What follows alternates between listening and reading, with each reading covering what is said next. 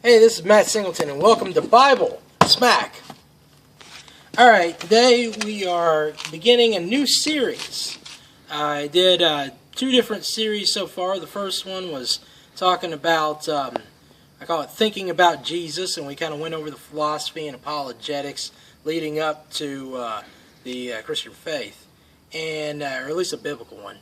And then I went over a series, the second series was called Finding the Way, New Testament Religion. And so we were really going over the subject of religion and what does that mean and what is the New Testament religion. This next series is kind of interesting. It'll be called American History from a New Testament Perspective, or a New Testament Religion Perspective. And basically what I'm doing is that as I look across the landscape, America is forever entangled with Protestant Christianity. It's a big debate. Is America a Christian nation? Was America a Christian nation? And it has both positives and negatives to it. And I want to cover that history from the perspective of somebody with the New Testament religion. Now, I'm not going to be focused on everything to do with economics or everything to do with, every war in every way, shape, or form. But what I am going to do is I'm going to go over American history, and sadly, there's a lot of American history that we don't get taught. And I'll tell you what, if you're, older and stuff like that, the kids in public school are not getting taught half the things that you learned, okay? For instance, it appears now through the next series of school curriculum, they're not going to be teaching the Constitution at all. Okay? So, is it the government's duty to teach kids the highest law of the land that gives them rights? Well, anyhow, what are some things that I would bring? Everybody's got presuppositions. What are my presuppositions going into it with a New Testament religion understanding history? Well, obviously, I hold that the Bible is God's holy word. It was inspired by God, that it was without error, and that it has been preserved for us today. Okay? But there are also some certain presuppositions that would mark me out compared to other Christians and their perspective. For instance, I say New Testament religion. Not because I don't dearly love and believe in the inspiration of the Old Testament, but because my relationship with God is according to the New Testament in Jesus Christ. And so with that and the New Covenant, basically I am not under the precepts of the Old Covenant and the Old Covenant law. Another thing is that I would strictly adhere to the Bible and specifically the New Covenant. So, post-Christianity, with many of the traditions, for instance, brought by the Catholic Church, I would not adhere to. But there are other presuppositions as well. Now, some small ones or big ones in other ways, but I'll tackle them in different places, is the issue of creation. I am a young earth creationist, so I'm not going to hold to any form of evolution, and therefore history is not going to be an evolutionary story. But also, that as I said, I believe that the Bible is God's holy word. I believe that in the English language, the best copy of that is the King James Version. It's really, the scholars called it the authorized version before they ever tacked on the nickname King James. But now that we kind of have those basics down, there's going to be three historical factors that will affect my understanding of America in the providence of God. I think the first thing would be the New Testament church. Let me go ahead and I'll read Matthew 16 very quickly. I think it's Matthew 16, verse 20.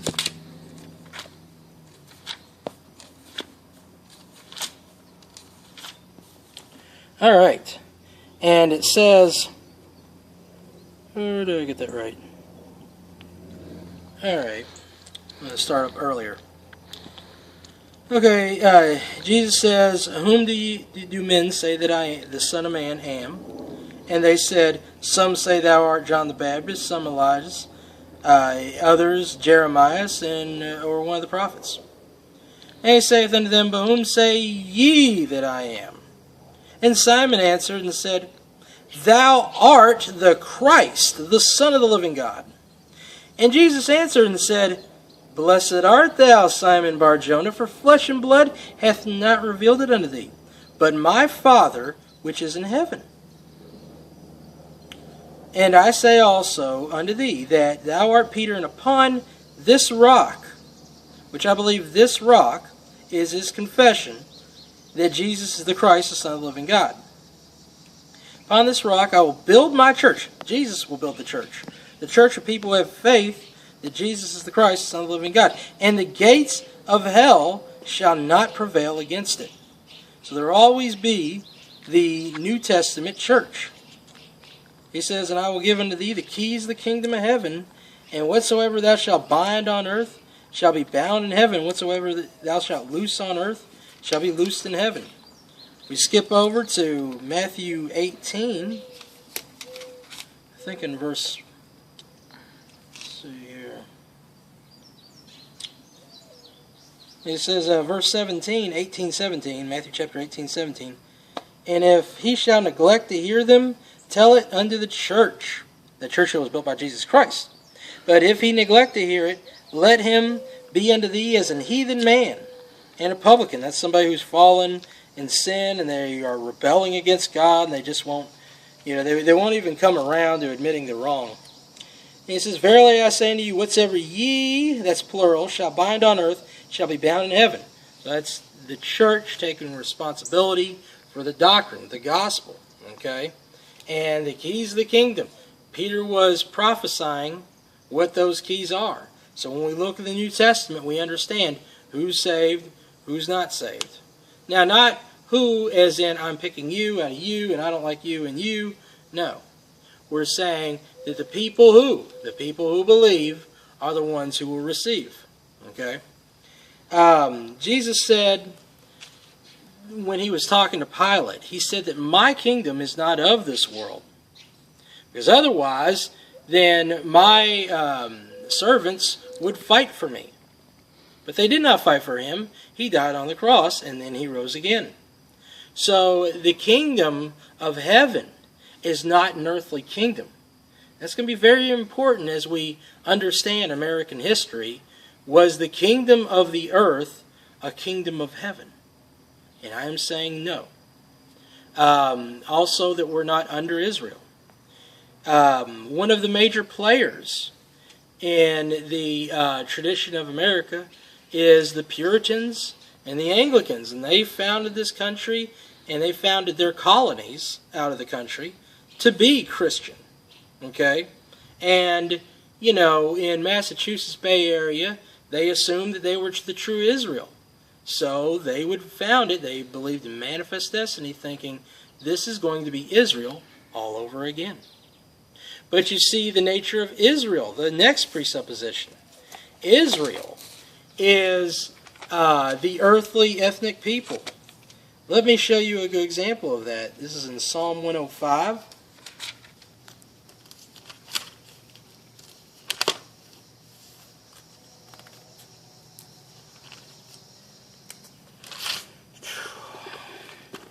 Verses 8 through 11. "He hath remembered his covenant," that's the Lord Jehovah, "his covenant forever, the word which he commanded 1,000 generations, which covenant he made with Abraham, and his oath unto Isaac, and confirmed the same unto Jacob for a law, and to Israel for an everlasting covenant, saying unto thee, Will I give the land of Canaan the lot of your inheritance." And so here it was, Israel's being offered Canaan, that land, that particular region. Okay? So when we start to understand Israel, we are talking about a specific ethnicity, people of flesh. Read Romans 9, 1 through 5 in your spare time. And it will show how Paul is concerned about his brothers in the flesh. He hopes they get saved. But he says that they received the covenants. Okay? So God has swore his physical covenants with Israel. Now Israel had 2 tabernacles. And this will help you to understand the difference between the church and Israel. You see, there was the tabernacle of Moses. And the tabernacle of Moses was under the law. The tabernacle of Moses was one of a people condemned of sin because they had to come before a holy God and they were not holy. All right? And as a result of the tabernacle of Moses, there may be justice, okay? But there is not grace through the law. All right? All they get is they beg for mercy and they make a sacrifice, but ultimately it's not one of eternal life. It's just trying to get through this life. Okay, and that's what the law is. It's the law of sin and death. It just, here's the good thing and here's the bad thing. You do the good thing, you'll be blessed in this life, not necessarily in the eternal life. And then if you do the bad thing, you'll be cursed in this life, and ultimately that's why we all die. So, Israel has its nature. I do believe that according to Zechariah chapter 12, and so you read Zechariah 12, I think also 13 and 14 would have a lot of good things to say, but especially Zechariah 12, you will see Israel come to repentance once the Davidic king comes to heaven. Okay, Revelations 11:15, the kingdoms of heaven have become the kingdoms of this world. Okay, and you just read that, King James Version. I didn't quote it. I'm just thinking off the top of my head. So anyhow, so then that is the nature. We have the kingdom of heaven through the Davidic throne, I believe, and basically the Davidic tabernacle. The tabernacle of David was one that was inclusive of Gentiles. The tabernacle of David had the ark openly exposed out before people. And Jesus was the king according to David. But David wasn't a priest. You see, Jesus got his priesthood according to the order of Melchizedek. All right? And that is a priest who was not under Moses' law. He was beyond it. He was above it. Okay? Because Melchizedek was the priest of Abraham. Abraham is the father of Moses. And the Levites are also under Abraham. Okay, so basically they had a different relationship with God. All right? And that is how we have this gospel of grace in the new heavens, new earth kingdom. But the earthly kingdom of Israel, they have their rights. They have the rights to the land. That's all good. That's them. If they want to have a relationship with heaven, they have to go through it in the new covenant like everyone else by grace through faith. Okay? Now, the last entity, I think we covered 2 of them. Israel and the New Testament church is the great whore. Okay? The great whore of Babylon, Revelation chapter 17 and 18. If I can get to it quick enough. See, this is Babylon, and this is the Babylonian Empire, when you look at Daniel's vision, goes and it goes one kingdom after another, but it stays in its essence. It changes in its regimes, but it stays in its essence. Babylon, then Persia and Media, eventually just Persia, I think, and then Greece, and then Rome, and then Rome will switch itself out, but it will still be Rome. Let me explain that a little bit. But it says this in Revelation 17. He says, "And there came one of the 7 angels which had the 7 vials, and took with me, saying unto me, Come hither, I will show unto thee the judgment of the great whore that sitteth upon many waters." Waters is usually symbolic of people in these types of dreams or visions, "with whom the kings of the earth have committed fornication." In other words, the great whore, she's whored herself out because she was supposed to be betrothed to God. Okay? But she whored herself out to many nations. That means she made covenant with the many nations. Okay? And it says, "And the inhabitants of the earth have been made drunk with the wine of her fornication. Okay, so basically she has seduced all these nations for centuries. So he carried me away in the spirit in the wilderness, and I saw a woman sat upon a scarlet beast, full of names of blasphemies, heads 10 horns. I don't want to get into all the depth of this prophecy today, but she sits upon the beast. What is the beast? The beast is the empire, and it will be the great one-world empire in the future. Okay, so the whore sits upon the beast, and that will be eventually she will sit upon the great one-world government. And I saw the woman drunken with the blood of the saints and with the blood of the martyrs. Oh, let me go earlier. Verse 5, and upon her forehead was written, Mystery Babylon the Great, the mother of harlots and abominations of the earth. And I saw the woman drunken with the blood of the saints and with the blood of the martyrs and of Jesus. And when I saw her, I wondered with her great admiration. In other words, it's an incredible thing to watch. What an incredible organization.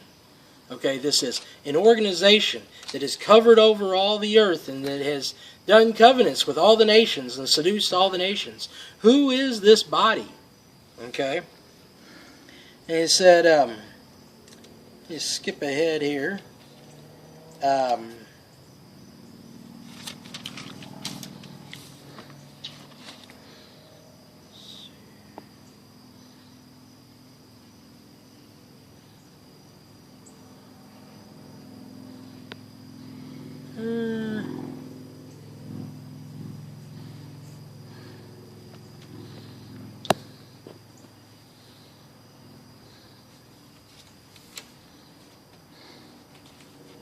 Okay, well, basically, what I am looking for right now, and I've kind of skipped ahead and stuff, so I lost my place, but it's in 1718.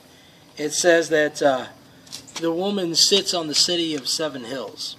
And the city of Seven Hills back then was known as Rome. And so it was attached to Rome. What organization has worked with all these nations and is attached to Rome, and is also the result of the martyrdom of millions of saints? Well, that would be what we call the Roman Catholic Church. Okay, and historically, this is what happened. They had the Inquisition. During the Inquisition, during a 500-year period of the Inquisition, 50 million people were killed. Another statistic was during a 1,500 years, so add on another 1,000 years, and you'll get 69 million people killed. Okay, so 19 more over that period. But basically, during that period, so many people martyred. Sometimes I'll be nice, I'll call it the Holy Roman Empire. But basically, it was the world empire that she sat upon. And now, she works, this organization works with nations all over the earth. And yet, this organization is not just the church, but it is the nation of Vatican City, which inherited land based off of what we call a historical thing called the Donations of Constantine. There was a work on King Pepin, where the King of France, King Pepin, was seduced into giving the Pope Roman land. Okay, and that would be Vatican City eventually. It would kind of whittle its way down to that. But basically, that is the Roman Empire. And so the inheritor of the Roman Empire is the Roman Catholic Church. Other things that are that go along with that is that the Pope is called the Pontifex Maximus. That is what the Caesar was called, the Pontifex Maximus. The Emperor Constantine was called the Pontifex Maximus. And the Pope organized the church into a system that you do not find in the New Testament. But you do find it in the Roman government structure. Okay, the popes, the cardinals, the College of Bishops, all that kind of stuff, that's all Roman government style, okay? The Roman Empire style. So basically inherited that. When you look at all the holidays, Catholicism has matched up their holidays with the Roman calendar, with the traditional pagan holiday system, okay? So it all kind of inherits. And then when you look back at the Daniel prophecy and you look at these empires, what they do is they will switch the names, but they keep the basic religious structure. okay, throughout everyone. They just kind of, all the stores, all the people, instead of trying to go through and start a new nation or anything, they just go with the old, okay? So it was a replacement. And the Holy Roman Empire was a replacement of the pagan Roman Empire. And so that system is going to affect all of world history, and it will affect the United States, which was founded as a Protestant nation, okay, which was trying to get away from that. But also there are secular things, okay, and I'll explain those in the next installment here on Bible Smack Ministries.